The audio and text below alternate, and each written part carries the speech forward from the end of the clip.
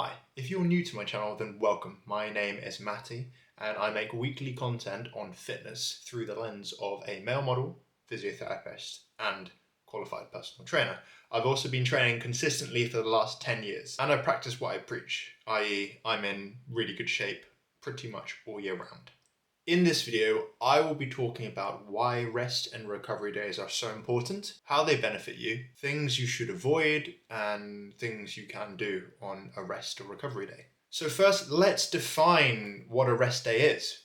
For those of you who go to the gym quite regularly or do some sort of resistance training, which I highly recommend by the way, a rest or recovery day is a day where you do absolutely none of that. Very low intensity light cardio is fine, but any extra cardio is a no-go. There's also such thing as active rest or active recovery, which we're going to cover later on in the video, which will talk a little bit more about things like cycling, outdoor cycling, going for a little hike, or doing some Pilates, light Pilates, and yoga. The first benefit of a rest day is decreased psychological stress. There are going to be those days where if you've been training hard 4, 5, 6 days a week, eventually there's going to come a time where you've been pushing your body so hard that mentally you feel like you don't want to go to the gym. You just had enough. Your body might be fine to go, but you're just sick of it. You're sick of going to the gym.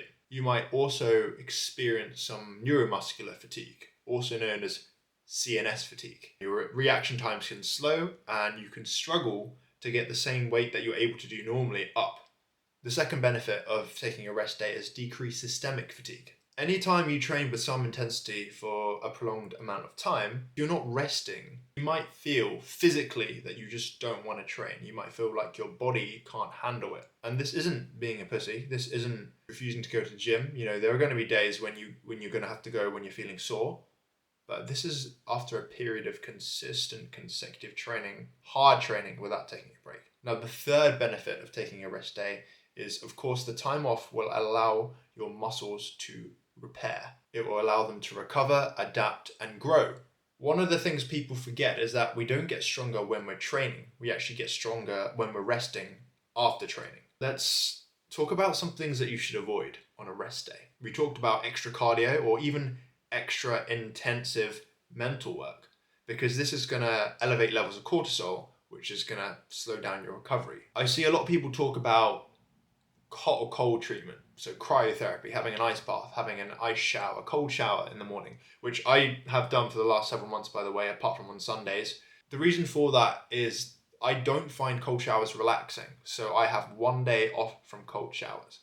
If you're one of those weird people that finds cold showers or saunas relaxing, then by all means go ahead. But if you don't find it relaxing, you really don't enjoy it, but you do it 6 days a week anyway, it's okay to have at least 1 or 2 days off a week. Ice and heat is one of those things that can help with soreness. I thought it would have helped with recovery because it speeds up blood flow, especially if you do contrast bathing, it can speed up blood flow. But apparently that doesn't always help with recovery, according to some of the research that has been highlighted by Dr. Mike Israetel. You also want to avoid activities that you find fun but that are intensive. So a good example would be doing trampolining, gymnastics, pretty heavy rock climbing, or going for a 20-mile hike. And along the same lines, don't do anything that your body is not used to. So what I mean by this is, if you're used to walking 2 to 3 miles a day on a normal day, don't go and do 20 miles on your rest day, right? That's just not going to benefit your body. It's probably going to be a bit too much stress, and it's just something that you're not used to. Okay, great. So we talked about what we can't do on a rest day, or rather we talked about what we should avoid on a rest day. What kind of things can we do on a rest day? You want to take rest days after hard training. How many rest days should you take a week? 1 time a week minimum, and ideally 2 times a week if you can. Don't reduce the calories on rest days if you train hard, all right? Unless you're dieting specifically, but if you're just maintaining or if you're trying to put on size and strength, don't reduce the calories on a rest day. This is because even after 24 hours of training your muscles, they are still more metabolically active than they otherwise be. Your muscles are taking in more calories, they need those calories for growth and repair. Of course, eat as much as your diet allows and sleep as much as you need. Sleeping is extremely important for muscle growth and repair. Other things you can do on a rest day: sports massages, Thai massages, even doing some self-massage with a little gua sha blade or foam rolling. I know there's research saying foam rolling doesn't help, some research saying it does. From my experience, I find that foam rolling is great, as well as vibrational therapy. So that could be using a massage gun. If you can't afford a massage gun, foam roll, tennis ball, lacrosse ball, all of that stuff, it's great. If you have a dog or a cat, cuddle with it. Studies have shown that cuddling with a cat or a dog, a fluffy animal, a loved pet, can actually increase the rate of your recovery, as can cuddling or compassionate touching with a partner, with a loved one, right? It doesn't have to be a partner, it can be with a family member as well. There is also such a thing as a recovery training day. This is similar to a rest day in the sense that you are still trying to prime your body to be able to recover, but you're training specifically to increase the speed of your recovery. So typically how you do this is you would pick weights that are 50% of your normal weight and drop the volume and reps and sets that you would do normally by half.